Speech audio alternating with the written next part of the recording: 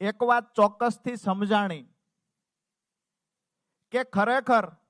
જો ખેડૂતોનું હિત ઈચ્છીએ છીએ, ખેડૂતના ખેતર સુધી સિંચાઈનું પાણી પહોંચાડવું છે, ખેડૂતોને સમૃદ્ધિ તરફ લઈ જવા છે, તો સત્તા પક્ષની સામે રહી માત્ર આંદોલનો કરી જિંદાબાદ મુર્દાબાદના નારાઓ બોલાવી અને સતત સરકારનો વિરોધ કરીને ખેડૂતનું હિત નહીં કરી શકાય.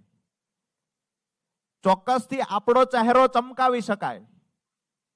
સરકારની સામે, સત્તાની સામે રોજે રોજ આંદોલનો કરી આપણો ચહેરો ચમકાવી શકાય, પણ જે લોકોની પીડા છે એ પીડાને કાયમી ધોરણે નિરાકરણ લાવવું હોય તો નિર્ણય સત્તામાં રહેલી પાર્ટીએ કરવાનો હોય છે. અને સત્તામાં રહેલી પાર્ટીને જ્યારે સામે બાયો ચડાવી, શિંગડા માંડી અને રજૂઆત કરવી